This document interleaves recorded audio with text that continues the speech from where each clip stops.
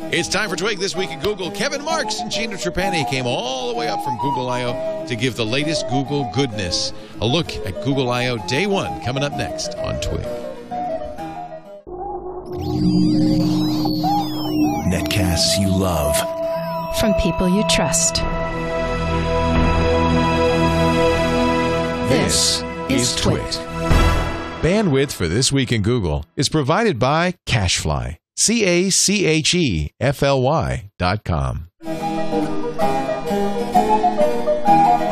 This is Twig, This Week in Google, episode 153, recorded June 27th, 2012. Did I mention it takes pictures? This Week in Google is brought to you by Ting.com. Ting gives you big savings and billing clarity for mobile phone service. Try their online savings calculator and save $50 on your new device at ting.com/twig. And by Squarespace.com, the fast and easy way to create a high-quality website or blog. For a free trial and 10% off your first purchase on new accounts, go to Squarespace.com. Use the offer code TWIG6. And don't forget to get your free domain registration with an annual plan subscription. And by Carbonite Online Backup. Automatic, continuous, unlimited backup for your computer files. Just $59 a year. Try it free at Carbonite.com. Use the offer code TWIG to get 2 bonus months with purchase. Time for Twig This Week in Google, and this week we got some stuff to talk about. Jeff Jarvis is recovering from his emergency appendectomy and laparoscopy, and he'll be back next week. He also has some other personal issues to take care of, like that hair. If you could just get a little haircut, that's all. No, I'm just kidding. But instead, we've got some great people. And we've got them in studio because Google I.O. is going on right now. Joining us, Kevin Marks, who is playing Leo Laporte at Google I.O. He's even got a badge that says Leo Laporte. I like it. I couldn't go down because we decided to do the coverage here. There, he is, Leo Laporte. You see, Chief TWiT. But we okayed that, right? She got yes. Okay, good. It's all right with me. Actually, he's thanks to Kevin for missing a little bit of Google I.O. And coming up here to our Brick House studios, and also to Gina Trapani, who's here in studio, which is so nice. My first time in the Brick House. What? First time in the Brick House. You never came here before? I've been in the cottage. You've been in the cottage? Yeah, well, but I haven't been here. It's so nice not to be just like amazing. A floating head. Yeah, I love it. It's very cool. Although you're in exactly the same spot, so from my point of view, this is no different. Same thing, same. No difference. But aren't I kind of over there? Like, are you looking at the you're right there. Oh, okay, you're right there. Okay, so same. The illusion is real. In fact, I'm used to Kevin being right there. So, except usually Kevin's outside, so that's a little strange. I can elbow you now, though. So you guys both were at Google I.O. We saw the keynote today. There will be another keynote tomorrow. We will do live coverage of that at 9:30 Pacific, 12:30 Eastern time. Today, they announced Jelly Bean, ice cream sandwich's successor, Android 4.1, they decided, right? Not 5. Right, 4.1. They also showed the Nexus 7, a 7-inch tablet. We'll talk about that. Mm-hmm. The Q, updates to Google Play and Google Plus, and Sergey Brin did not jump out of an airplane, but some people did on his behalf wearing Google Glass. Google Glass, right. Wow. So it was a very interesting keynote. Now, the event is, the Google I.O. is all week. It's for developers, so you guys are going to go to the developer events. You're skipping some today, so thank you later on. What are you excited about, Kevin? Anything you want to particularly look at in the developer events? I want to see if they've got an API for G+ yet. I am going to predict they do not, and I think that was one of the big things missing. When Vic Gundotra took the stage and talked about Google+, he got Taylor Swifted. He Kanye'd, Sergey Kanye'd him. We'll talk about that in a second. But he came back, finished his talk, and at no point mentioned an API, but merely showed new Google+ apps, showed Hangouts on tablets, showed Google Events. And it tells me, here's me reading the tea leaves. You guys tell me if I'm wrong, but it tells me they don't plan to do a write API, that they learned from the lessons of Twitter, that they want to control all input. And that's why they're updating the apps and updating events and adding features, and they control it. I'm still holding out hope. It's only day one. I'm hoping that either today during one of the developer sessions there'll be an announcement about the Google Plus API, or that tomorrow, or at some point in the next few days, even if it's not full write access, that there will be at least a few more features that'll make it a little less useless. There is an API, right? There is an API. It's read-only, and it's pretty limited. You can't get the number of circles that you're in. You can get comments, you can get posts, that kind of thing. Not enough for you to do Think Up. I presume that that's the kind of thing you'd like to do with Right. Google I mean, Plus. right now, Think Up is pretty limited because it only accesses the current API. So it just gets your posts and the comments to those posts, Right. and I think maybe plus ones as well. But that's it. So you can't post to it. You can't get, the people who have circled you, the circles that you're in, that kind of thing. You can't see. Wasn't that what was wrong with... API calls are very limited per day as well, aren't they? Oh, you can't. You don't have a 1,000 fire or hose. something. You can... Right, yeah. They throttle you, but that's common. I mean, Twitter, same thing, right? There's only a few hundred per hour, and I think it's a similar thing with Google+. So you're used to that. Mm-hmm. I forgot what I was going to ask you. I was going to ask you something exciting about Google Plus and the API. I know what I was going to say. Maybe Google learned from Buzz because people were able to write to Buzz, and Buzz ended up being just a place you would dump your tweets. I think that's what they're afraid of. That was certainly what when Vic talked about it at South by. He said, "I'm worried about people polluting the stream." But right. That's a management problem. That's a deciding. If they're already deciding which ones to show you, they can decide which ones to show you based on origin as well. So you could say only native posts are visible in your circles unless you accept them, or they're dynamically winnowing them for most people. Well, for people who programmatically there's a way to handle this problem. Yeah, I think so. I mean, that's part of the piece that they've been working on for a while. Originally, the first iteration of Plus felt a lot like bars in that every time you posted, that would fill your feed up for 2 days, fill my feed up for 2 days. It was horrible. Because people were responding to it. They did fix that. And that has got better, and they've got better at that ordering problem, such that the stuff you see there is less. Facebook does a lot of that. Facebook is doing a huge amount of that as well, yeah. And I think people don't maybe they realize it, but I think they generally don't notice it. They just say, oh, it's good, the stuff's here. Well, Facebook recently just added in the tweak, so you can say... Right.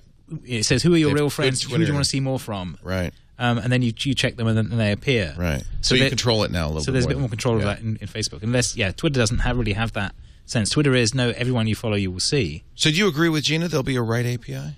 I hope there'll be a right API. Yeah, I'm hopeful. I suspect what they'll do is it'll be like preferred only. They've already announced that Flipboard have got a better API access than other people. So they may Flipboard has like Google+. Right.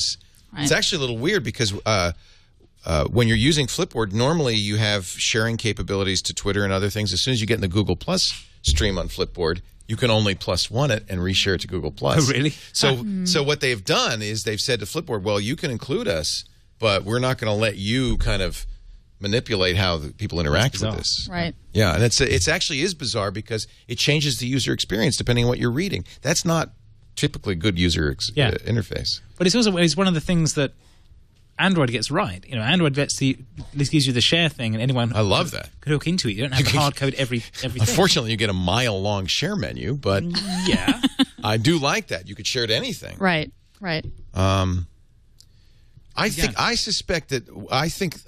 know you're hopeful. I am. I know you're hopeful. It's only day one. Dash your hopes. It's only midday one. I'm still holding on hope. I think if they were going to announce it, they would have announced it then. There's no reason to hold on to this. This is huge, right? Developers want this. They do, but they talked about a lot of stuff. I mean, Jelly Bean today and Project Glass, they kind of, I think, had to lead off with the really big stuff. They could have shortened this, by the way, quite a bit. There was a lot of, for instance, with Project Glass, they kept saying over and over, and you could take pictures, and you could take pictures. The Project Glass demo went on Plus, a little long. you could take pictures. Right. And look, here's you taking pictures. From your point of view. They never showed an interface. They never even said how you're controlling. So there was room. Yeah. Don't tell me there wasn't room. Fair enough. But maybe they didn't know there was room. I don't know. So let's talk about Jelly Bean. We'll go in order on the announcements. Okay. Jelly Bean is 4.1. Does that imply? I think the semiotics of that are: it's not a major update. It's not an ice cream sandwich update. Yes. Yeah, you didn't say, oh yeah, this is strikingly different. 5.0 would say, hey, we're making a big update. Yeah. Right, semantic versioning is major.minor.patch. Right. So it does count as a minor, but there's some really interesting stuff here. Well, okay, so tell us. So I love the widgets. I'm sorry. No, that's okay. Widgets was really, really cool, right? So smart resizable widgets, you add a widget to your screen. If there are icons already taking up space, they automatically rearrange themselves. If there's not enough room, the widget resizes itself. That's really nice. And I think that that's something that it's important for Android to emphasize the fact that their home screen is way more customizable than iOS. It's a differentiator not only from iOS, but even Windows Phone. Windows Phone has tiles that you can resize. There's 3 sizes. Right. And there's at least they're live tiles, unlike the Apple. Right. But it's very primitive compared to what you can do with widgets. It's true. It's true. And Microsoft did emphasize that as well. I mean, the home screen is definitely ripe for innovation, and I think that Jelly Bean is continuing to do that. I love widgets, and I think that is huge. So, but many launchers let you do that, by the way. Yeah, and there are many launchers that let you do that. So resizing is not that unusual. Notifications was a thing that those rich notifications that you could perform actions in the notification bar without launching the app, like liking or commenting on a Foursquare check-in, responding to an email, "Hey, I'm on my way," with hand response. Wow. Yeah, in the notifications. That new 2-finger gesture where you can expand a notification to see more information about it. I like the sender and subject line and new email. I was really excited about the new notifications. Again, this may be cross-pollinated back from Apple, because Apple did at least put some weather and stuff in its notifications, so they're a little bit smarter. But they've gone one step beyond, and they're they've given you more than one action per notification as well, which is also important. At the moment, if you're coding a notification, you can click on it, but that will take you to the app, and it gives you I notice when I'm in a phone call, the notification there, I can pause, mute, do stuff. Same thing with music. So there have been some actions within notifications, but this is going to be much wider. This is you can call back or hang up phone calls from notifications. But it looks like you can hook your own. I mean, we need to look at the APIs for that. But it looks like you should be able to, create a notification that appears and give you a little mini UI in there. Right. So they showed the Foursquare app. You could like a friend's check-in or comment in it in notifications. That's a third-party thing, right? So that's going to be another thing that developers can hook their apps into, kind of like the home screen widget of this is another way that the user can interact without launching the app and having to tap through it. It's a little risky, though, to overload too much of that window, isn't it? I mean, can you put too much in there and make it too busy? I have to say, I do not. The Apple notifications, I spend a lot of time closing. You have to do it section by section. It's easy on Android. You just press clear. Right, on Android. Right, you can clear them all. You can do one by one. It's really dangerous to you have to be very thoughtful about how you use notifications. Right. It does take a little setup to say, these are the things I want to hear from. These are the things I don't. So it doesn't get too chatty. I do that as well. And you really have to configure it on Android. It's one of those things. Sometimes the phone will just be chirping all the time. On iOS as well, though. iOS will... Everybody will notify you. True. Yeah, the badges and notifications. Maybe even more so. iOS by default, every app has to ask permission to notify you. Right. Whereas on Android, every app gets to do it, and you get to turn them off. So I've gotten in the habit on iOS. Every time you install a new app and open it for the first time, it says allow, don't allow notifications. I've gotten in the habit of saying don't allow. My default is now no. I don't want to hear from you. I'll let you know, because it was getting so chirpy and busy. And I do wish Android gave you that capability. Yeah. Well, you can do it, but you've got to find it. I run NanoTweeter, which is an ancient app that basically pipes some of the tweets into the notification. So I'm used to having a big pile of notifications like that. Mm-hmm. That's cool. Yeah, that's a busy notify list. That's busy, but if you have more than 3 pages, you're doing it wrong. Well, no, but this is deliberate, because I want to do a tweet stream there, and it's not my full tweet stream. It's just ads, direct messages, and a subset. And you never have to go into the app. It's all just you can just in there. Yeah, if you click them, it goes through. So that's cool. And it's open source, so I may go and hack that to have better buttons on it at some point. There is a danger of creating this other inbox that you have to clear out. The point at which it goes from being fun to being work, and you just have to configure a little bit. One of the things that's always been a negative, at least in demoing Android versus the iPhone, is that frequently the screen will rebuild, widgets will redraw, icons will redraw, and that has given people the feeling that Android's slow. That's that's the first thing you see. Right. Apple has been buffering those images, and it makes the scrolling very much smoother on the iPad and the iPhone. I guess that's butter, right? Yeah. Right. Project Butter is about making those things look very, very smooth. In fact, going to do that same very buffering, fast. Right. Similar buffering. Much more responsive. Yeah, they let off actually with Project Butter, which I think was an interesting choice. Kevin and I were talking about it, and I was like, oh, they started kind of slow in this keynote, and then kind of build up to the flashy stuff. First we were seeing charts about frame per second and that kind of thing, and then we got into the skydiving. So I guess it was a slow build. Skydiving was an hour and a half in. Are you kidding me? I was slightly skeptical about the Project Butter demos they showed, because they said, okay, we got VSync matching, which is good, right? But what does that mean? It basically means that they wait to draw until the screen refresh is coming, which is kind of weird on an LCD. I don't think LCDs really have VSync, but it means that they've got a regular pulse when the screen changes. VSync is a TV thing. Yeah. So that for me is like puzzling to me. That's slightly puzzling, because the point of an LCD is you don't need to update it all the time. But okay. But then they said they were triple buffering, and that made me pause because it's like, well, you just added another buffer of latency, right? If you've got 3 buffers, then you're waiting. There's 3's got to be better than 2, which is better than 1. And I know they did the high-speed camera thing, and they showed, oh, look, the animation's smoother, but they didn't show I'm dragging my finger around the screen and the thing is following me. Mm-hmm. And there's a very neat demo that Microsoft Research did where they showed the difference between 100 millisecond and 10 millisecond and 1 millisecond response. Huge. And when you're trying to draw something or do it on the screen, that's what matters. So that's the demo I want to see them optimize for. And they may not have done that yet. They said they were doing predictive on your chart, so it would actually draw at the point it was expecting you to go to. But that sounds horrible. It does not sound good unless you're a very predictable guy. If you're dragging, that's okay. But if you're trying to draw, I don't know. So that's going to be the you going there? test No. for me. Oh, you going there? Oh no. Oh no. Well, it reminds me very much of the early days of mice. You know, Apple has always paid attention to this. Apple's mouse was direct drive. It really felt like, even on the earliest Macintosh, when you moved the mouse, the pointer moved in exact synchrony. On Windows, it took a long time for Microsoft to get that right. It was more subtle than that because Apple wasn't completely direct drive. When you went slow, it was that. When you went fast, it had ballistics, right? So it understood what you were doing. Yes, and it's the same with the trackpads. Right. So somebody wrote a piece this week about the reason that all Windows machines suck is because you have to configure their trackpads, whereas the Mac gets it right from the get-go. Out of the box. And it's true. It does feel like an extension of yourself there. And that's because they've closed that loop really tightly.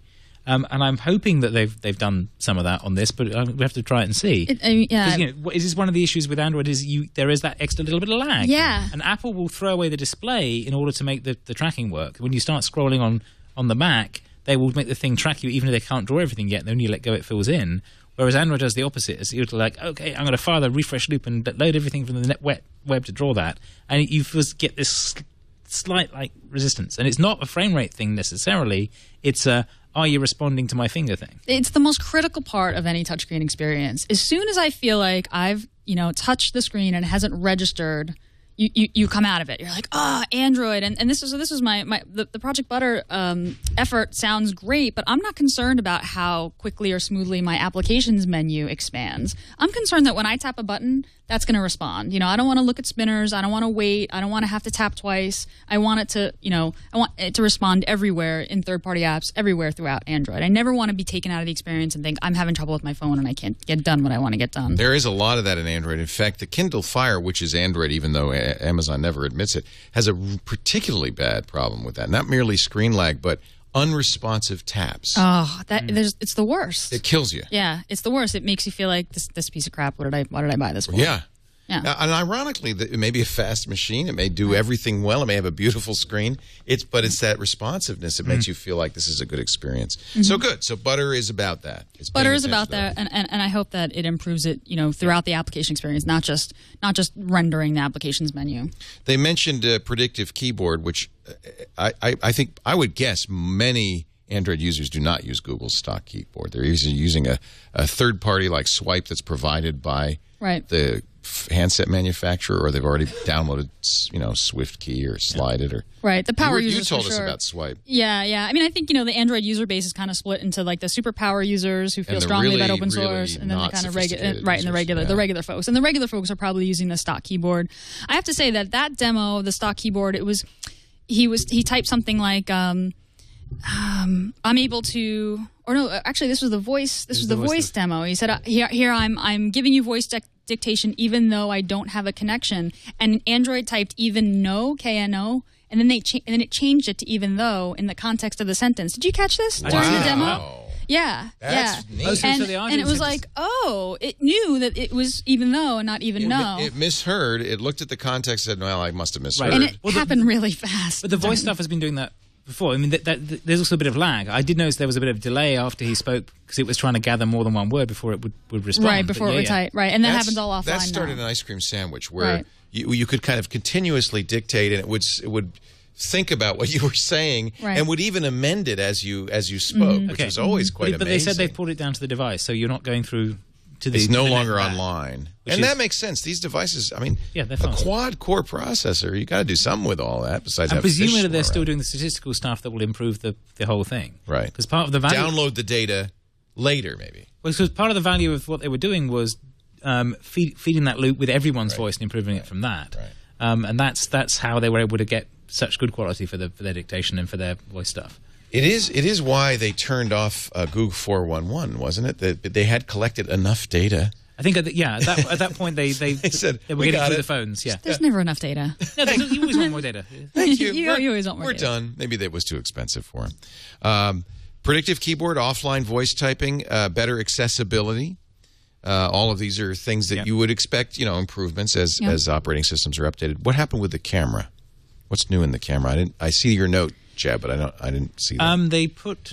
They made it quicker to take and easier to manipulate them once you've taken them. Yeah, and you can combine preview and shooting mode. So you can preview the picture that you'd taken before you shot, but you can also, did you see that? He kind of dragged so it was in shooting mode, so he's moving it around. You could see what was in front of the camera, but then you could kind of pull the picture that you'd taken before it and compare. And see. So it just looked easier to kind of switch between and view pictures versus shoot them kind of at the same time. And again, that's something that a lot of users won't see because Samsung, HTC, and others all customize the camera. They have their own camera app. And in fact, in most cases, it's better than the stock camera app. The TouchWiz 4 app in here does panoramas, does HDRs, and I love this. It'll take 3 or 5, and it'll take the best picture.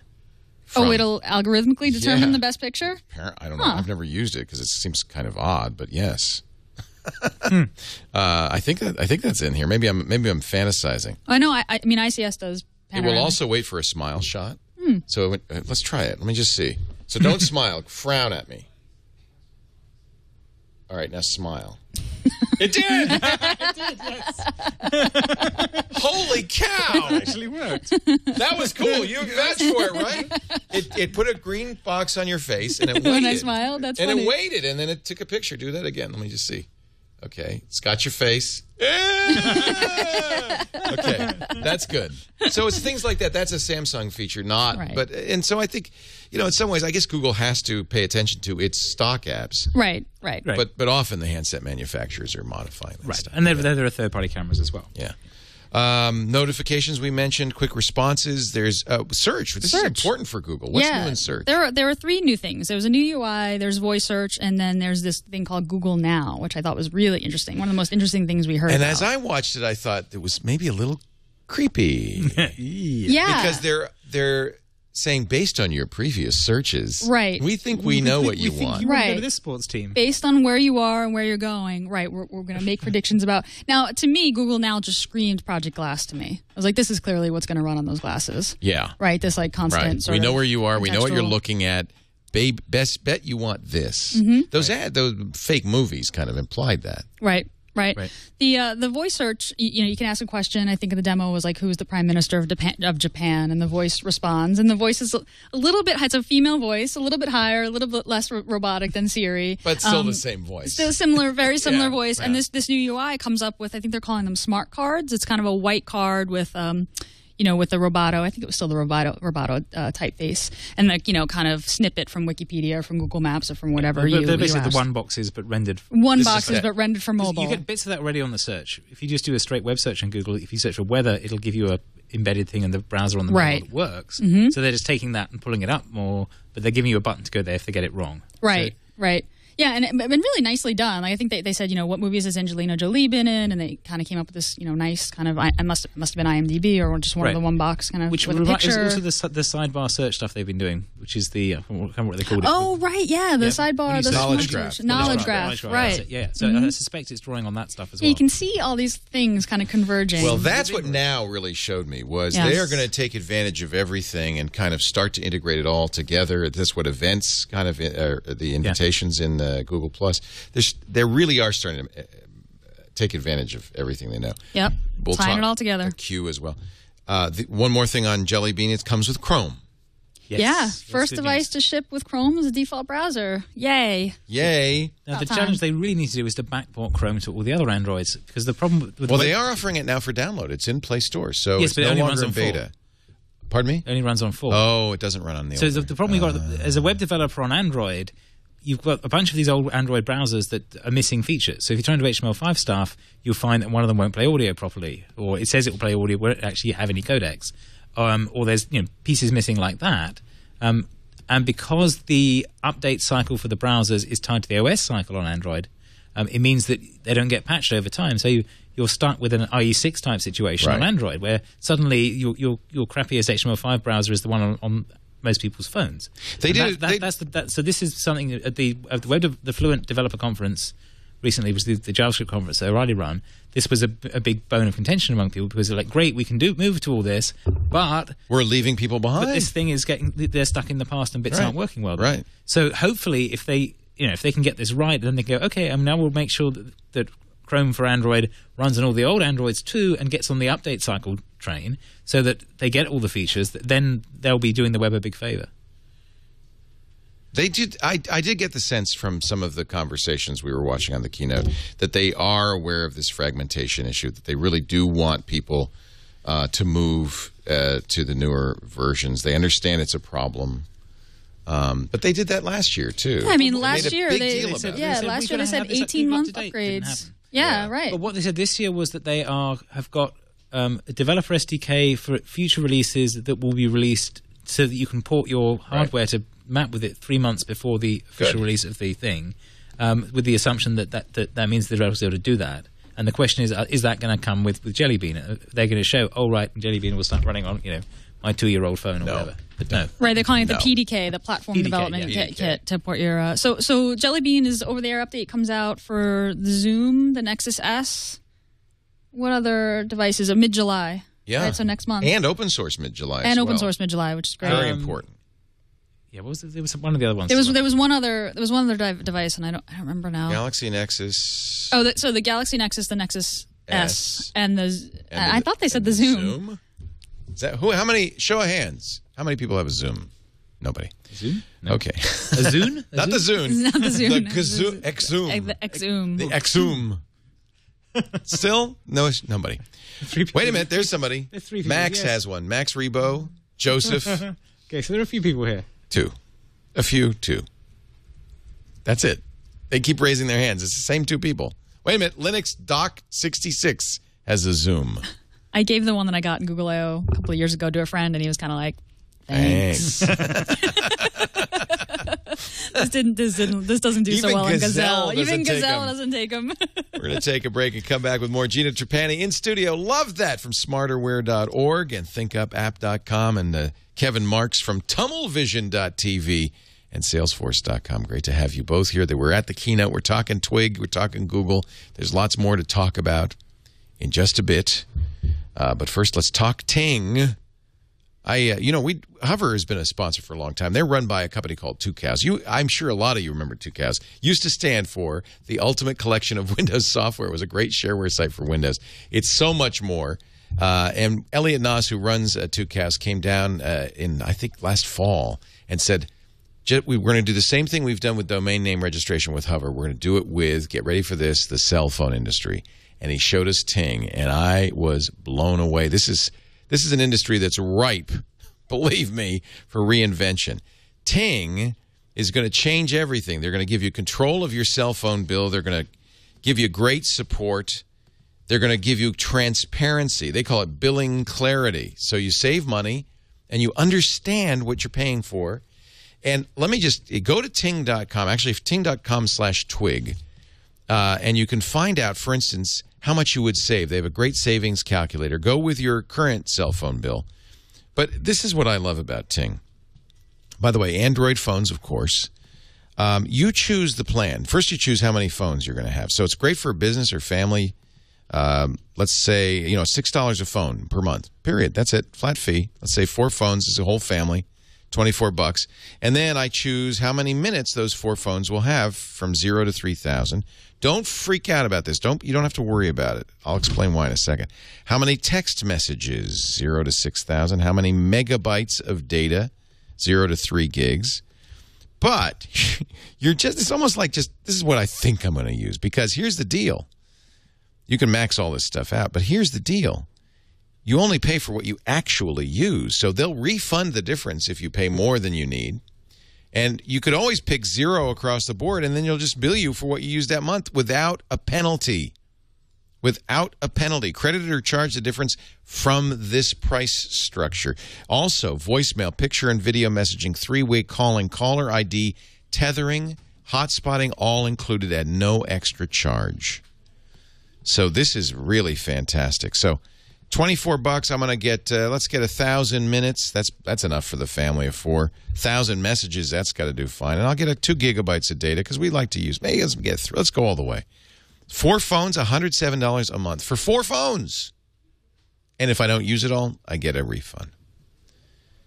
They've got some great phones too. Now, I'll tell you the negative. They're not subsidizing the phones as heavily as some of the other companies are. But they do have great phones. There's feature phones as well. They have data devices. They're running on the Sprint network. So you know you're going to get great service if you get great service in your area. Samsung Transform Ultra, that's nice. $200. Galaxy S2, $485. And you could save $50 if you go to ting.com/twig. This is the way I hope phone companies will operate in the future. But right now, they're the only ones that do. Ting.com/twig. No overage penalties. Great rates. Multiple devices on a single plan. Great for businesses and families. And no fees or limits on how you use it. That is just the way it is. Very, very simple. Thank you, Ting, for your support. Thank you, Elliot, for doing such a great job there at Two Cows. All right, we're talking Google I.O. Gina Trapani is here. Jeff Jarvis taking the day off. Kevin Marks is also here. Thank you for coming up, both of you. I know you'd like to be back at Google I.O. finding out about that API that they're never going to send you. A friend of mine is in one of the sessions. I guess they're handing out little red cards with +1s on them. If you like the session, you drop it in the box at the end. I like it. So real-life +1s. Oh, wow. That's cool. I'll tell you what, I +1'd. Wow. So Vic Gundotra's talking on, little droning on about events. This is a new feature in Google+. And all of a sudden, Sergey Brin, one of the founders of Google, says, wait a minute. I'm going to let you talk in a minute. But first, Beyonce. No, it wasn't that. It was, but first, let's show. This is a time-critical demo. Yeah, that was great. I mean, he ran on stage breathless, wearing the Google glasses, and just like, hey, I hate to interrupt you, but just got something going on. It's a little time-sensitive. And up on the screen, you see kind of an air balloon or like a Zeppelin kind of hanging. And we're like, my first thought was, oh, it's a Google Maps flyover. They're doing something crazy. It looked like that 3D thing, yeah. Yeah. But it was actually skydiving wearing Google Glass, Project Glass. It was amazing. Now, some people are saying, well, that must have been scripted, right? I don't think so. I think that was time that the Hindenburg or whatever it was called, the Zeppelin. It's probably not the right name. The Zeppelin was right over the Moscone Center, and it had to be when it was there, right? Right. I don't know. Well, yeah. They can steer it a bit. They're not blown by the wind. It's not like a high air balloon. Maybe. But why do you think it was so critical? Then that they do this at the exact time. Oh, they do it at the exact time. I mean, maybe they had to have gotten some sort of airspace regulatory kind of permission for these guys to drop onto the. That's the other thing. Did they get permission to do this? They had to. So the 4 skydivers in a plane wearing Google glasses jump out of the plane and land on the roof of Moscone. Yes. Which was. While doing a hangout, by the way, there's 5 divers. Yeah, you can see and they're in a hangout. This was one of the most incredible live demos. Gutsiest. I mean, just ambitious. Sergey said, "This might go. Here's the interrupt. Wait a minute. You can take it from my screen if you can see my screen. Can you see my screen? Wait a minute. Let me go back a little bit. Here we go. Sergey, I've got a really cool event for you. So Sergey Brin wanders out in the middle of Vic's speech. Guys, and he's not seen in public without the glasses now. We're going to do something pretty magical here, and we have a special surprise for you. We've got something pretty special for you. It's a little bit time sensitive, so I apologize for interrupting. The good news is that Vic is very poised, and he can handle this kind of thing. I don't know. There's a lot of presenters who would have been completely thrown by this. Like that. It was actually really neat to see the difference between the two of them. 500 different ways. Yeah. And now, who wants to see a demo of Glass? One of the reasons I like Google's keynotes, they're very real. Yeah. They know they're talking to developers. They're real. They're genuine. Yeah. And the developers, I think, appreciate that. They don't want to be marketed to so much. Right? Yep. So they had these guys up in this Zeppelin. I'm told it's a Zeppelin because it's a rigid frame, not a blimp. Well, we can see that on screen, but they actually jumped out of a plane. I think the Zeppelin must have just been there. No, it was a Zeppelin. That was the. Oh, they. Because I thought you could see the wing when they were coming out. No, I think they jumped out of the Zeppelin. It's the gondola because they were okay. hovering. Okay. Right. See, the wing is probably that little fin there. Mm-hmm. So they have a couple of guys. Right. You're right. We just saw the shot up in the Zeppelin, and they had a hangout. And they have squirrel suits. They have those flight suits. I know, those flight suits are so cool. Yeah, those are so cool. They must have been able to steer that way a little bit. He said that. He said we can steer a little bit. We got to be over the top. They did a perfect landing on the roof. Yeah. And then they biked and rappelled and ran into. Here, I've got it on my screen here if you want to chat. Which is great for their landing. I lent you down here, and I thought maybe you guys could show us a fun time on the way down. Skip forward a bit because they took a while to actually jump. Yeah. Down. It looks like a long way But down. yes, so somebody in the chat room was saying the quality looked too good for it to be Google Glasses, but they had someone with a camera on as well. You could see that they were cutting back and forth. They do cut when they cut. They cut to a much better quality picture. So the glasses do not have 3G or they're Wi-Fi only right now. And so this is clearly not Wi-Fi. I would guess that the glasses were connected to a pack that had 3 or 4G built into it. Here he is. He's coming down. We speculated that it was maybe a live view, which we've used. They have a very small unit. It could have been. There's other companies making something similar. I thought I saw some wires kind of coming off the back of the ear that went down to a battery. It's a very good image, though. I mean, this is from the glasses. Yeah, and then when they go to the ground, they cut to.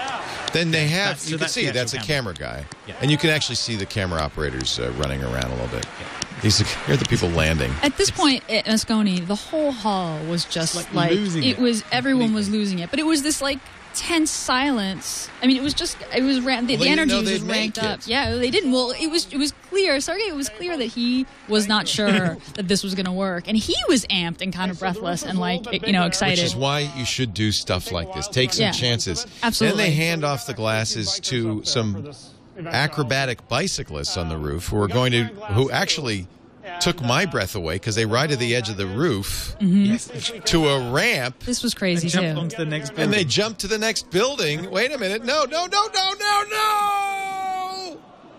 And you could tell the audience is kind of going, whoa. At this point, we were all just like, holy This is the best. There's never been. And now they're handing off the glasses. Now, it's funny because as it turned out, this was a non-working prototype. Sergey pulled it out of the pouch and nothing happened. He was like, this isn't. But that's not the point. Nobody's paying any attention. So now this guy's going to rappel down the side of Moscone Center. How did they get permission to do this? How did they rehearse this? I mean... Look at this. I'm assuming they rehearsed it at Google. No, I don't know. They might have rehearsed it. They showed a video at the end of them doing it. Right. They couldn't have done it at Moscone because it would have stopped traffic. Yeah. And I mean, look at that angle. The guy running down the side of the... telling the guy, no, we're not on the first floor. He ran all the way to the bottom. And then he gets on a bike on the balcony and rides in on a bike and he runs people over in the They aren't going slowly into the hall either. It's pretty clear that...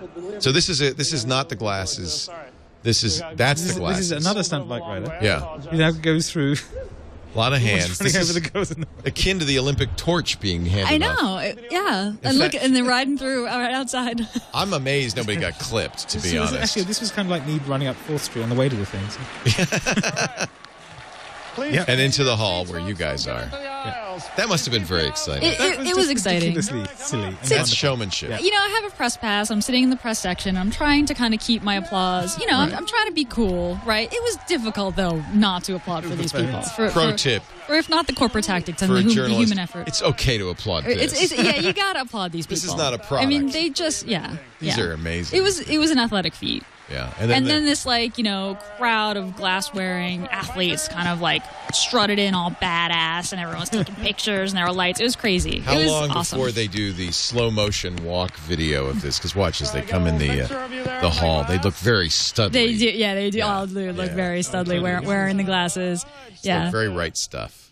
Yeah, it's like, oh, right, that's pointing to the... Sergey handled this, I think, pretty well, too. It was he made it a little more exciting by being somewhat uncertain. Yeah, he was uncertain. He was excited. He was... I mean, he's I don't believe this is going to work. He's a pilot, right? He's really into flying. So, not that I've ever met a pilot that was ever in support of skydiving. No, Why would you ever jump we out need of the purpose slow plane? motion. Yeah, but check this out. This is... Yeah. It's the right stuff, isn't it? Ta ta ta ta ta ta. Yeah, people were going nuts. It was pretty jaw-dropping. That's a good demo. Yeah, it was a really good demo. It really was. Oh, man. All right. Absent that, we actually learned nothing. No, we learned that you can take pictures. But we knew you could take pictures. We've been Leo, seeing pictures for months. You can take pictures, like from your point of view. From your point of view. Did they mention that you can also take pictures? Because you can just take pictures. With your look, here's a point of baby. view. And that picture is being taken by the mother. Okay. So the question is, how do you take pictures? What do? Do you just... Well, right, I know. Do you press a button? Are you shrugging? Are you... They said that it is gesture aware, so you can go like this. You could blink. I don't know. They said it's paying attention. It's watching your gaze. It's like, there was a picture of a runner's too hard, knees. See, a lot of the pictures from your point of view aren't actually that interesting. But I have to say that the baby video, That was cute. So the skydiving thing was great and exciting, but not all of us are going to be skydiving, rappelling, and jumping across buildings every day. But looking at your newborn, who won't give a big bulky Priceless. camera a smile, yeah, I mean that was pretty powerful. Yeah, that's true. And the newborn looks back into your eyes because and smiles because he sees mom. Yeah, that's pretty powerful stuff. Now, I thought this might get the biggest roar from the crowd at the very end. We're jumping ahead a little bit. Vic comes back on stage and says, "Oh, and by the way, we're going to let those of you here buy these." Did you get excited? I was pretty excited. Yeah. I want to put those glasses on. Yeah. I was less excited when I heard $1,500. When you heard the price, I was like, "We're buying it." And then $1,500, it was like, yeah. And he said it's not going to work very well. Right, not going to work very well. We only want people who really care enough about this, or as you said in the car up here, or who are really rich to try them. I don't even want to buy. And then I'm thinking, can I expense that? And then it's next year. Right, and then it ships next year. So you order today, you can only order at I.O., and then it ships early next year. So I have a text from Jason Howell of All About Android and TNT. He's there right now. He says, "Should I get the glasses?" Should we take a vote? I think that what he meant to ask was, can I use the credit card? He says, exactly. He says, "You want me to sign up for Project Glass? You could have mine if you want." Yeah, with my money. Should I say yes? Everybody in the chat room says yes. I think you could. Yes. Yeah. Do they keep your money or no? They probably don't bill you till later. My favorite tweet of the entire morning was Tom. One pair. Tom tweeted Eileen in all caps, "Order the glasses!" exclamation point. And then they told us the price, and as I remember, Tom said, "Stop it!" But it's what it reminds me of was way back when I used to do video game development, and they would bring out a new console, and you had to pay for the development machine. Sure.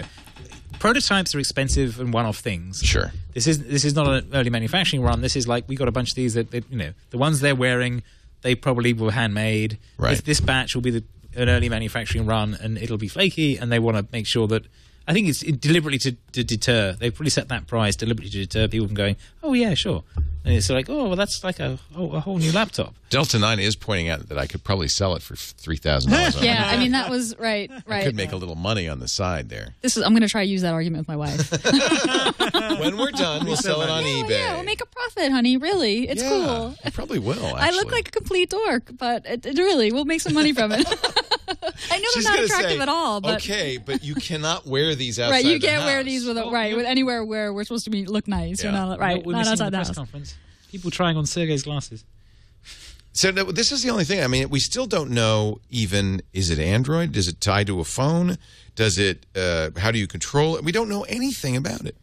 Besides the fact that it takes pictures from your point of view and video. Pictures and video. That's all we got. And it's a decent camera. Although, decent. you take the sensor out of any Android phone, and it's not that big. I mean, I could fit that sensor and all the supporting hardware and a small battery, I guess, into something that would fit over my ears, right? I believe there are things like this already. If all you're talking about is cameras, a chat room, isn't there a company that makes something that is basically glasses that you wear that take pictures? It doesn't do anything else, right? Yeah. So I don't think that's particularly innovative. We'll have to wait and see. Yes. Well, I think the assumption is that it's talking to a phone in your pocket. That's my assumption, but I don't think they've even said that. I think, well, yeah, I think they've shown that, but yeah. Is it Android in here? Or is it a peripheral for your phone? Or is it an Android accessory? The designer said they weigh less than sunglasses, so the battery isn't in them. No, they said the battery's in them.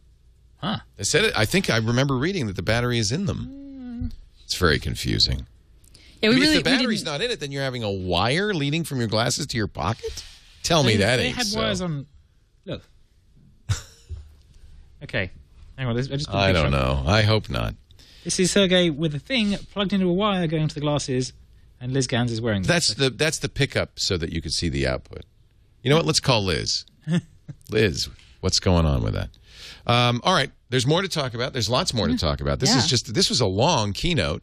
We've now kind of shown you the really most exciting thing, right? Yeah, well, but that was fun. 2 other devices we haven't talked about yet. I'm waiting, and we're going to talk about that in just a second. Also, Google Play has encryption now. Developer, explain to me why the developers would. Does that mean is that for security? Yeah, I think so. It's not any piracy. I mean, they said it was signed for that one, so that basically you could only decrypt it on that device that bought it. Right, the device ID is actually... Yes. That was what they went over it quickly. They did go over it quickly, right? But it was a way to embed the device ID into the APK, which is the application package, to say you purchased this on this device. It's only going to be installed on this device. Personally, I don't care about this. I turned this off when I uploaded my app. I'm sure EA wants to know. Yeah, right. The incremental app updates I really like. Huge. That I was excited about. So only the parts of the APK which have changed get downloaded, which is great for everybody. Less bandwidth, less installation time. It's just great for everybody. And I assume they're using that smart compressor they developed for Chrome that's really good at compressing code. Oh, I hadn't thought about that, but yeah, that makes sense. There's a good tech talk about it, but basically they looked at code and said, oh, right, code is really compressible if you understand code. Right. And you can compress it by...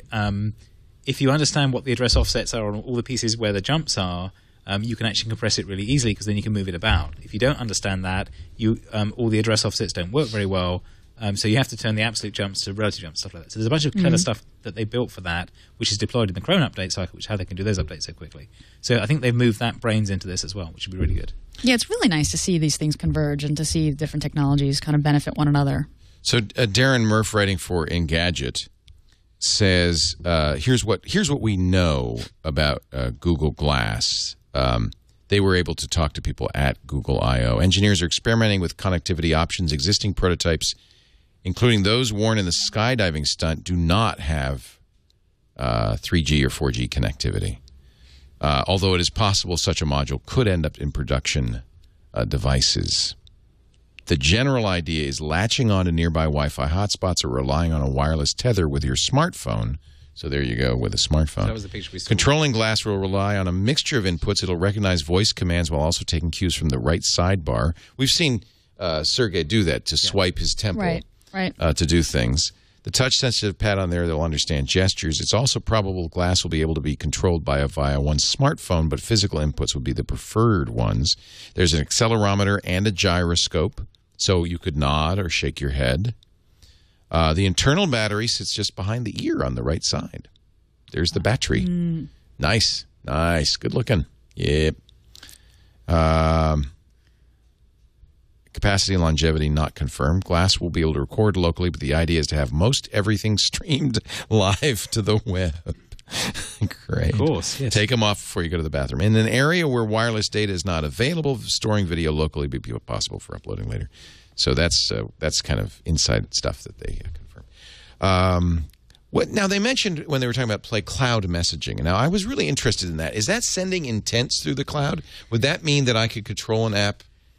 They're close because Play will install. I can go on the web, say install it, and my phone starts installing. It wasn't clear what they meant by that. They said go to the session, and they didn't explain it. I'm assuming it's an iMessage competitor. That was my take of what that was they did it really quickly. It was but they just C2DM. Said, and it was like, what? C2DM, so cloud messaging. They just said free for all developers, no quota limitations, but I still wasn't clear on what exactly there's the existing thing that lets you send update notifications to the device, but I don't think they meant that. Right. I think they meant individual ones. So, that was Android Cloud to Device Messaging Framework, C2DM. C2DM is a service that helps developers send data from servers to their applications. Okay, Service- so like push messages It's a from the lightweight server. mechanism servers can use to tell mobile apps to contact the server directly to fetch updated application Basically, it means or your app user doesn't data. have to wake up and poll, so it should be good for battery life. For Instead of polling, Right, instead of polling, push. yeah, you can your server-side app can I'm sorry. can say C2DM has been officially deprecated as of June 26, 2012. So I guess It's so now sorry, so they- replaced by GCM, okay. Google Cloud There we Messaging go. Right, for Android. so this supersedes that, right? Yeah. So it's This deprecated. is the thing that they were talking about. Does the same thing. This could be lightweight messaging telling the Android application there's new data to be fetched. So, hey, I got something for you. Or it could be a message containing up to 4 kilobytes of payload. So you could use it for instant messaging. Yes. Or tweeting, yeah. Or tweeting. Yeah. 4K is quite a bit, actually. Well, quite a bit of So- text. Yeah, quite a bit of text, not so much for images. Yeah. A very short piece of audio. It handles all aspects of queuing of messages and delivery to the target Android app. That's cool.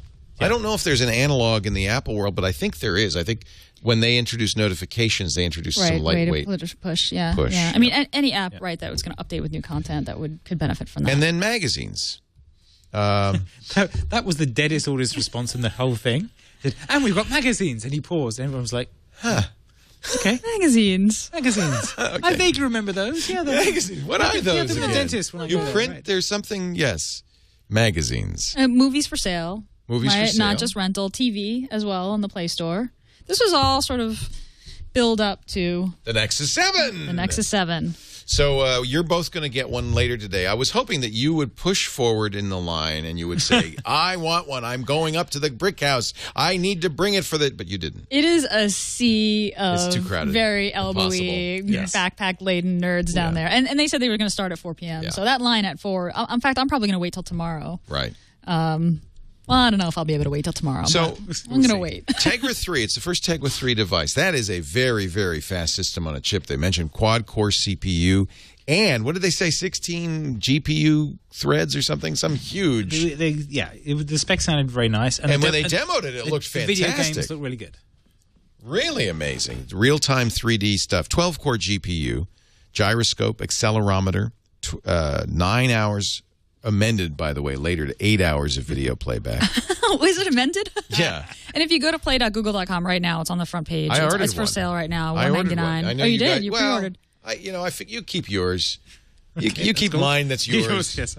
And I ordered one. So this is the Google's Kindle Fire for the Play Store. This is not an iPad competitor. But more responsive, I think, than the Fire. Because I'm I a think big fan. Agreed. I think Google looked at the Fire and said, "That's crap. We can do better, and we we want can do people better." buying stuff from our store. Right. So how often have you two rented movies from the Google Play Store? I do it from Apple all the time, every day, almost. From Apple. From the Apple Store. Right, but how many times have you rented something from the Play Never. Store? I've used the Play Store. I've used the Amazon one. I use Amazon, Amazon quite a bit, I use. actually. I've Yeah. used the free ones on Amazon quite a lot because I've got Prime. Why not use Play? Because you'd have to watch it on your phone. We're going to get to the solution to that in a second. Yes. $199, that is a shocking price. That's Great aimed price tag. right at Amazon, available next month. Yep. $250, $249 for 16 gigs. It's targeted straight at Fire, and obviously, unless you feel like the connection to Amazon is important for you, it's going to be a Fire killer, I would say. I would agree. I mean, it has all the Google productivity apps built in as well, right? So the Fire is very much a media consumption device, an e-reader watching. But with this, you get Google Calendar, you get Gmail, you get all the Google goodness, Maps, you get all that. The with Google part. Yeah, this right. is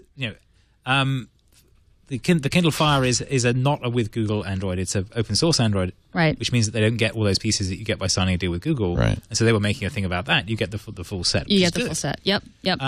And it will be ice cream sandwich. Yes? Yes. No, I'm sorry. No, Jelly no, bean. for Jelly Bean. Jelly bean. 4-1 Jelly Bean, yeah. Yeah. And presumably the Kindle app will still run on it. Has Amazon done a video playback app for Android? For Android, or only for Kindle Fire? I think just the Kindle Fire. So I was wondering about that.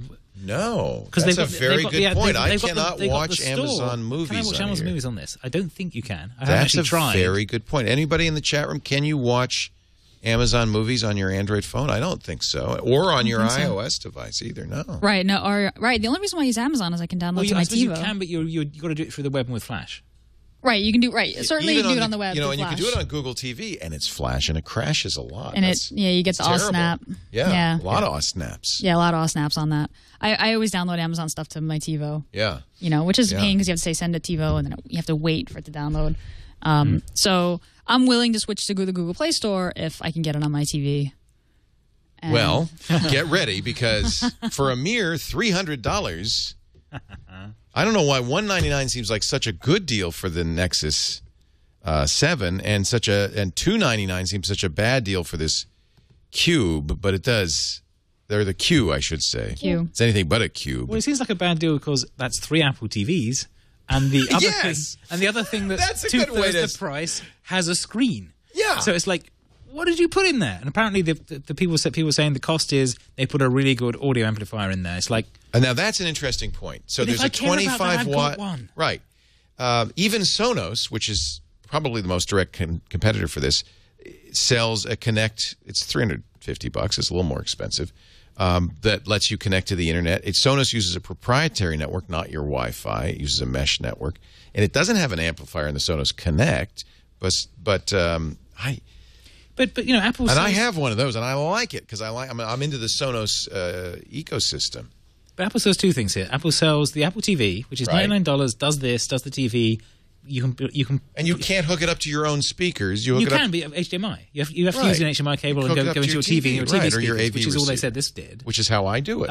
But Apple also sells the little Wi-Fi extender thingy that has an audio socket on it that they've sold for years. The Apple Airport Express. That you can plug any headphone jack into and plug into speakers or anything else. That's analog, yeah. That's analog out. So and that's cheaper than, you know, that's still, that's $100 or something, right? One of the reasons it's so expensive, it's made in America. Yes, it is. Made in the USA. They made a point to kind of zoom in on that label kind of on the inside. That's very interesting. Yeah, I thought it was great. That made me really happy. And, you know, they're pushing the social aspect of this. Okay, they're calling it the drove me nuts. Okay, you come over to my house, I'm playing some music, you take over my playlist? That sucks. No, but I come over to your house and say, Leo, did you see this kitten video? Yeah, you can add to it. You got to see this. At the moment, you got to see this YouTube video. Exactly what I don't want you to do. Did you see this kitten video? Come on, but you don't do that with your friends. You don't go like, and pass around the little screen. I do it with AirPlay, yeah. Yeah. So, have you seen this thing? Okay, use and it. Then you send it with Apple, AirPlay. Apple already has a solution. But it's screen sharing. They're saying this is a playlist. You can see the playlist on the screen. You can manipulate it. So it's kind of a turntable. Dave MacD in our chat room says, a great idea. I have music listening parties with my friends all the time. Yeah, I mean, and also movies. Like, I was watching, I bought this movie on the Google Play Store. It's awesome. Let's watch it. Well, and now then that's not going to, I would guess that's not going to work because I would guess, but I don't know, that the Q is logged into... No, they said that. They said that does work. Yeah, if you show up at your friend's house with your Android device and you say, hey, let's watch this movie, it pulls it from the cloud. On my account. Yeah, it pulls it from the cloud. It just says, it detects the Q's not registered to the home user's account. No, the Q is registered to the home user's account, but when you log into it on the Wi-Fi, it inherits the accounts of all the people who are there. Yeah, like it recognizes the devices. Okay, that's cool. So that was the neat part, and that's the piece, you know, and... So I could bring a movie over, in effect. Right. I could pay for the movie. But it's doing, you know, it's doing... Yeah. Okay, I'm going to... back in my day, when we did... Did you bring cassettes over? Here, I brought a VCR cassette. No, the analogy for me is the thing we did with iTunes when I was at Apple, which was you can see all the machines in the room and everyone's connection and play that. Right. And that was very cool. Right. Even if you weren't attached, you brought a laptop in. And that actually did work over the net. Right. But Apple had to turn that off because the labels got grumpy. So I was somewhat involved with that. And the version we shipped would play anything over any URL, and so you could actually subscribe to anyone's music anywhere, but it would find the local ones easily. And then that gradually got turned off as the labels go, you can play music from other people's houses? What the hell is that? Not going to allow that. Now, you can buy multiple $300 Qs and put them around the house and plug in your own speakers. So it could have a Sonos-like... So if you... well, it is Sonos this is up against, clearly. But it's dead on arrival. It's just bizarre compared to the Apple TV. That's the piece that I don't get. I don't understand. Apple is selling something in every retail mall in America for a third the price. Right. It does the same thing. If they made this $99, it might have a chance. At $300, I think it has zero chance. Am I off base on that? Also, I want to play with it a little bit. It doesn't have the screen sharing AirPlay thing. Yeah, they explicitly said it doesn't do that. And that's the other. Apple TV is worth buying just for that. Actually. Right. Wait. What's the screen sharing? So AirPlay Apple TV, you can from your iPad or your iPod or your phone, you can go to the bottom and say share my screen to that, and it goes onto the TV. Oh, and so then whatever you're doing can be yeah, that's nice.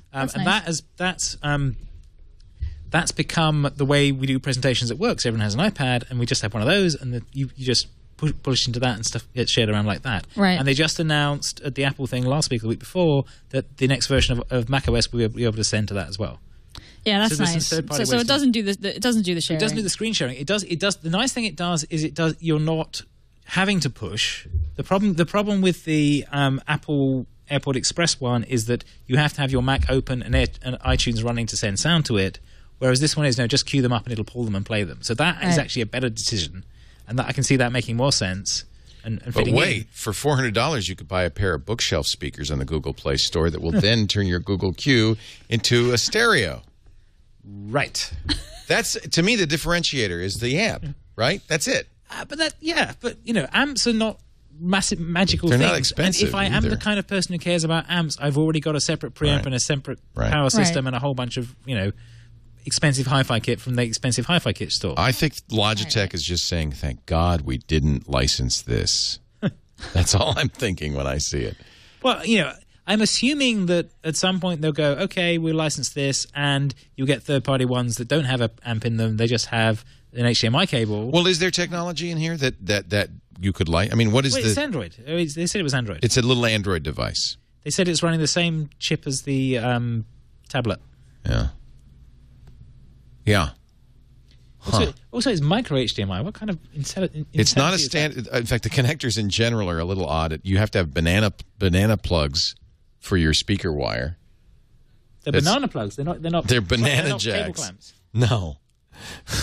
So now, that means there's going to be a sudden run on banana plugs. I happen to have banana plugs at home. If anybody wants to borrow them. Micro HDMI, which is a Type D HDMI. It's not a standard. There's space for a full-size one. There's plenty of space. It has Ethernet. I presume it has Wi-Fi. Yes. And then it has Toslink. It has optical out. I don't think this is particularly competitive. I think Sonos was here first. I think Apple TV, if you're price sensitive, I just don't see this. I'm not quite sure where it fits. Yeah, especially with Google TV. Right. Which we'll see presumably tomorrow, right? Yeah, presumably. The other piece is kind of a bit weird, yeah. But this is the first device they said that Google has designed completely from the ground up. You know what? It is pretty. It's pretty. It's got 39 LEDs that you can program to do anything you want. What do we say? It looks like the training device, the Jedi training device. Yeah, who said that? That was a good line. Yeah, that was a good line. That looks like the ball that Luke Skywalker used. Or the Death Star, depending on how you want to look at it. Use your mind, Luke. There, it looks even better with the banana plugs in. I don't have it up. That looks like an oud. That's a little scary looking. It looks like something's going to... You remember the oud? Have you watched Doctor Who? Yeah. I don't watch Doctor Who. Okay. They squid-like things like this, and they carry... You ever watch Glee? Because that's a great show. So, Doctor Who. Moving on. I'm skeptical about the Q. The Nexus 7 does look like that. It's a winner. They did add events to Google+. I've looked at them. I'm not sure how that is compelling, but what it does say to me is that they really are going to slowly make Google Plus a hub. Anything that deprecates Evite and Facebook events, right, I want to succeed. Well, this is their response to Facebook, right? It's definitely their response to Facebook events, and it looks pretty cool. What I like is that there's prettier. There's the before, during, and after the event. I modes. like that a lot too. Yeah. And so if you're at an event with a bunch of friends who have Android phones, then you can turn on party mode, and everyone's photos get automatically updated or uploaded to the event page, which is pretty neat. It looked nice. Hopefully it's less annoying than Evite. Unfortunately, you've got to get all your friends on Google+. And I think that's really the deal here, is that they're just making it more and more compelling, hoping that more and more people will get on Plus. But you can send invites to people by email, so you don't have to be on Plus. But you won't get that cool picture sharing, will it? That's true. Right, no, you won't. But what's nice is that the Google Plus app is going out for iOS and Android, so it's not just... right. That'll work no matter, Yeah, I want to see what the invites look like to someone who isn't running Gmail. Yeah. I'd be interested. What does it look like if you're your Hotmail? Yeah. All right. Well, let me start one here. Let's. This is the event is Let's Go Shoe Shopping. Okay. because apparently that's what the image is. Unless that's like elegant. Shoe shopping. There's my ood. And with Thulu. Well, that's the ood, but they have these orbs attached to them. The oob orb. Yeah. All right. Location. Where should we go shoe shopping? I don't know. I give up. I don't even want to do this. All right. You're asking me, Leo. You're in big trouble. Well, you should have made an event for this show. And then I should have made Zappos. You're exactly right. An event for the show so we could all be invited to it. And come. Why didn't I think of that? Okay. There we go. Let's see. Anything else to talk about? The Wired magazine, I don't know how they did this so fast, has a teardown already of the Nexus Q. People leap into action. And it's beautiful. Stage? Huh? I don't know how they got it. Oh, yeah, that's impressive. Maybe this was provided by Google. They must have. There were a couple of stories that published about the Nexus Q before that they had started talking about it. So there was some 32 LEDs on the circuit board here. And that does the dancing lights. Oh, and what'd you think of the music visualizations? Anybody use those? Trippy. That's the word that leapt to mind. Finally a parity with Windows Media Player. So, thank God we've got the Winamp module built in. Anyway, Google Maps. Actually, right now already there's considerable updates. I got about a dozen new Google apps on my phone, including an updated G+. I tried, but it didn't. I don't like it quite as much. It's not quite as pretty. I like the kind of the slot look of the Google Plus on Android before. Now it's a little bit more spacious. We still have the kind of wacky animations. It's kind of laggy. I don't like it. I really didn't like that. It doesn't. It's now the sidebar instead of the slide. You like being able. This is more standard, I have to say, and I'm getting invitations. And by the way, if you want to participate in these invites, you do need to update the app because the old app did not do it, of course. But now I can say my email inbox is packed right now with just all Google Plus invitations. These are just folks that are. I tried to. Yeah, there's going to be some cleaning out. People are trying to organize lunch. Yeah, exactly. Someone I never heard of has invited me to chat. Yeah, I'm getting a lot of invitations. There's a surprise. ASD. Jeremy's invited me to his birthday beer bash. Richie's invited me to testing Google Plus events. Robert's invited me to Fringe Circles. Fringe Season 5 begins. Look at all of these. Yep. Oh my goodness. These are all invitations, folks. I don't think I can get to the bottom of this list. I think it's a bottomless list of invites. It looks like Kevin's notifications. Yeah. Holy cow. This is worse than Kevin. Look, I'm only halfway through, folks. Wow. These are the new notifications, actually. It's not just invitations. So I like the old Google Plus. Yeah, you like the other one better. I like the old one. I'm not sure I like this one as much. Anyway, that'll be updated on your phone. They also updated Maps, now has the offline feature.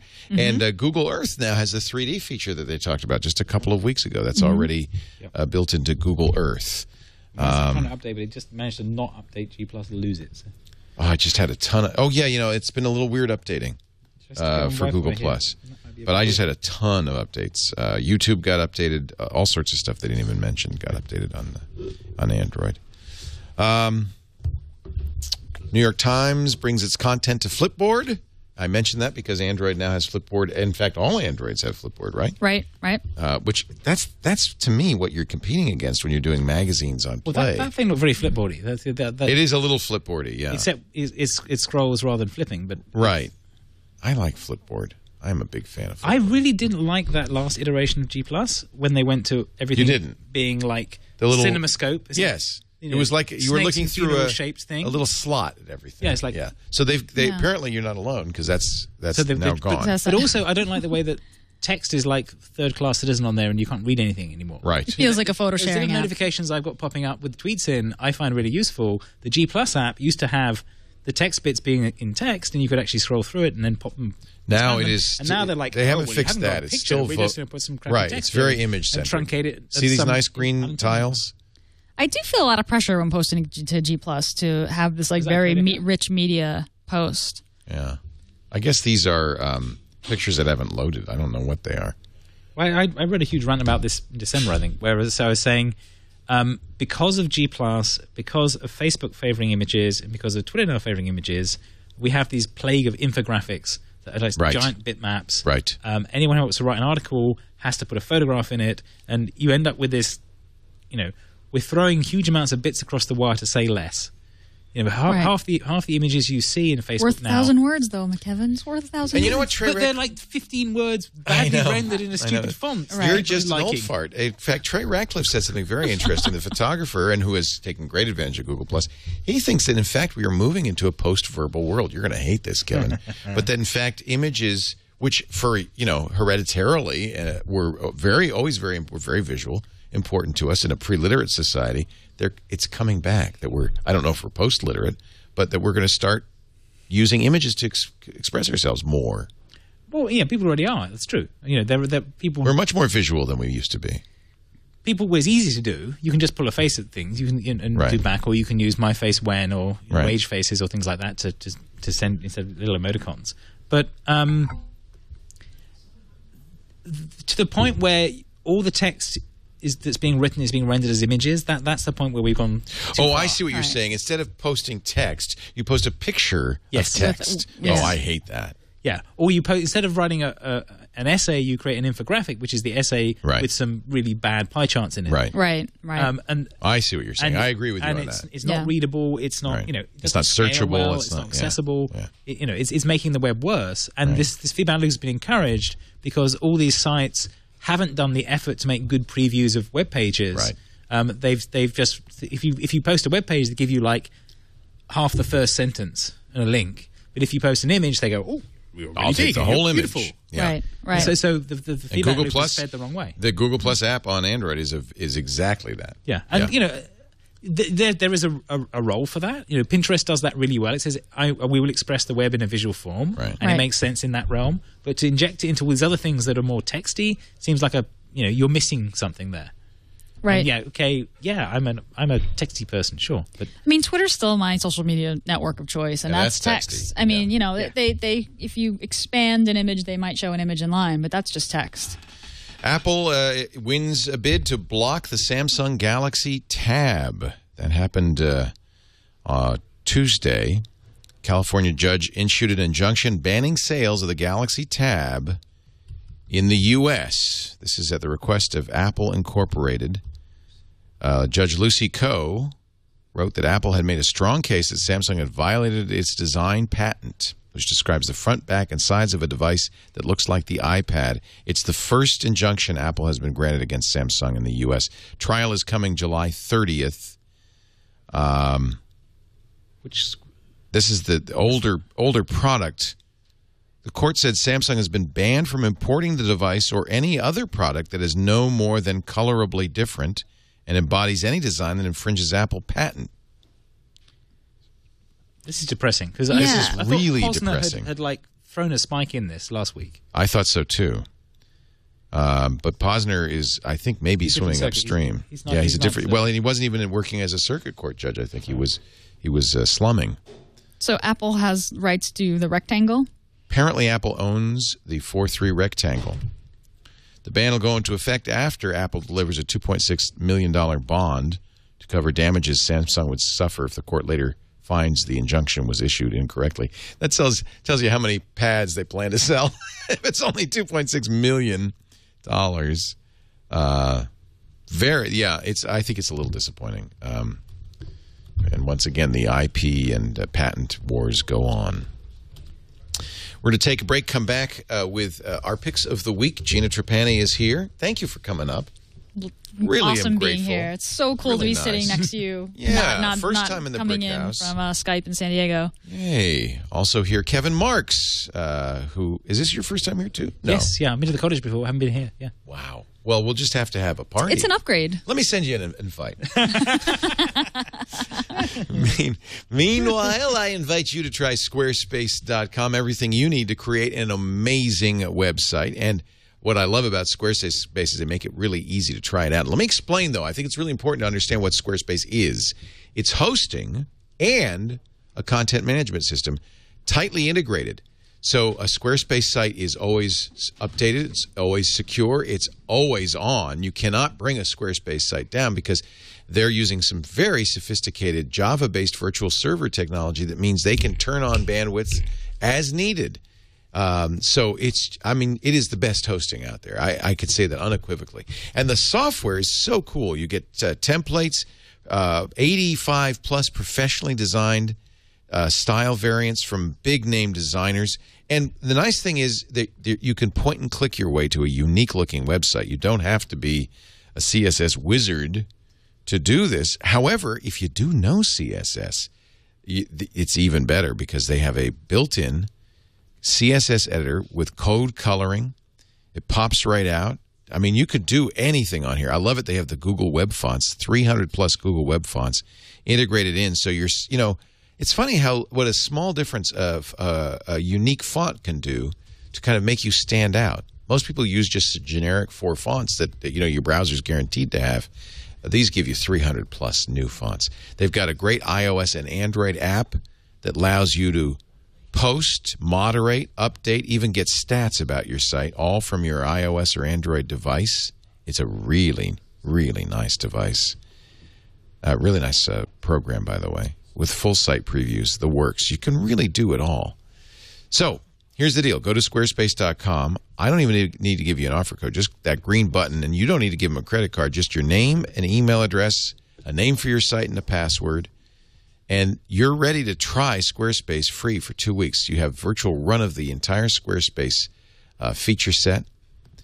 And then if you decide you like the site, it's very affordable. They've simplified their pricing now.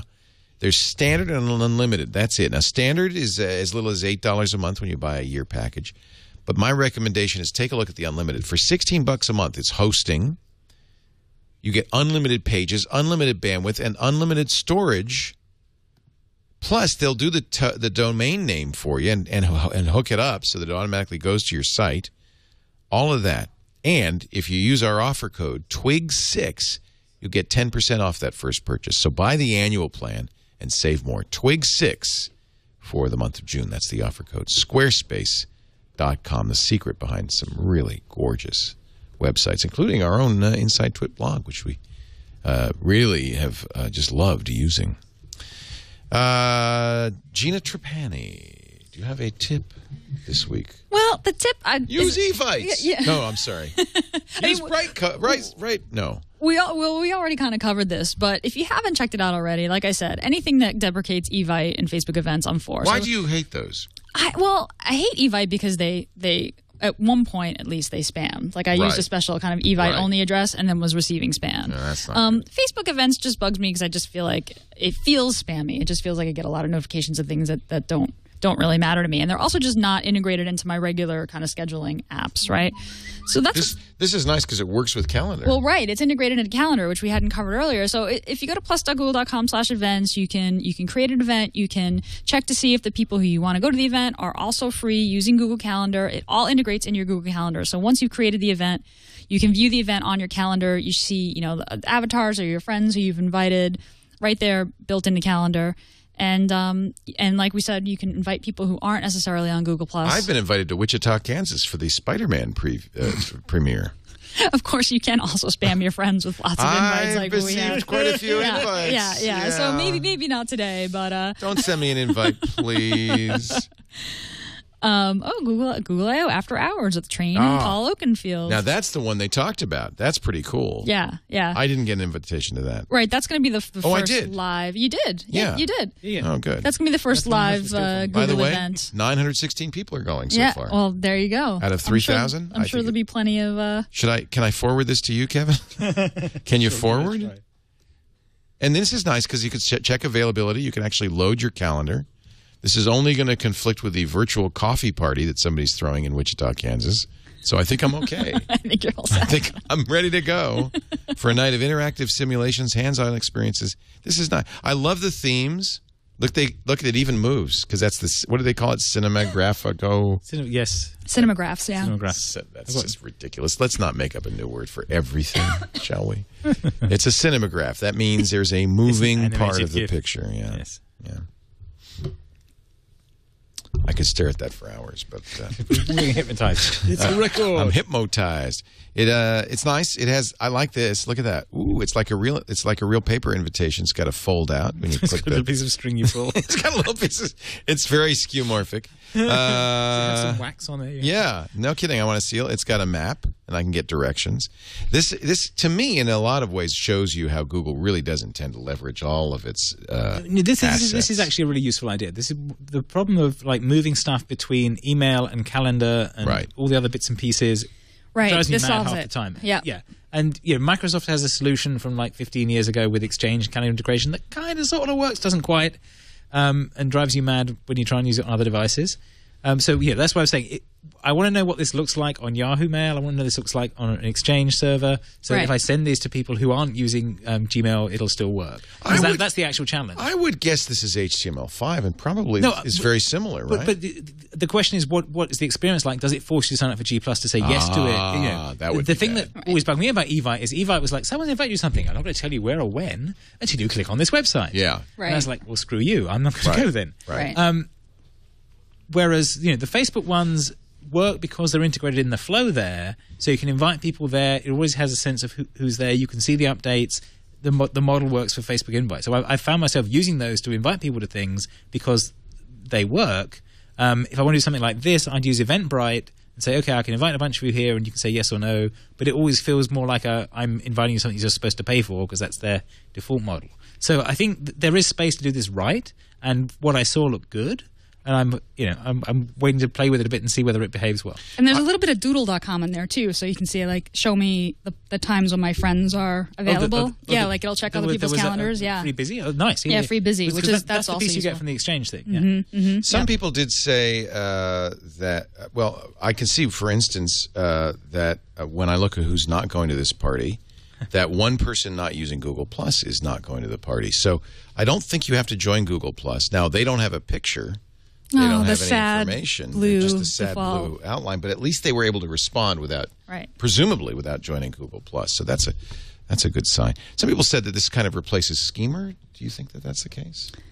I don't think it's the same. Schemer's more like bucket list. Yeah, bucket list kind of things. Yeah. Well, and I will look forward to seeing all the photos for the Google I/O party. That would be kind of cool. Yeah, that would be cool. Because so you can sort of experience the event even if you're not there. So I'm going to say no. Well, I could go. Maybe I should go. Now I'm tempted. Sounds like a good party. Jason's not going. I can see who's going and not going. Yeah, maybe I'll. Yeah, come down with us. Yeah, screw the show. I'm just going. I'm taking off.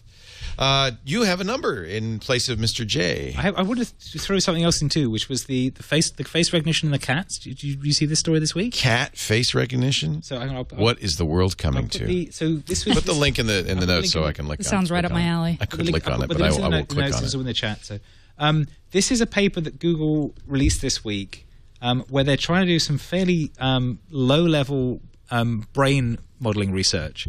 So they're building a neural network and they're training it on images, but they're not giving it a feedback loop. They're just saying, here's a randomly wired neural network. Let's show you an image, let it relax. Show you another image, let it relax. We're not saying, yes, that one's a face, that one's a dog, that one's a frog, whatever.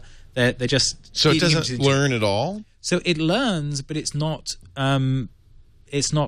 hasn't got a training set. They're just feeding it random images. And after they fed it lots of images from YouTube, they then look at the neurons and see what the neurons are specialized to.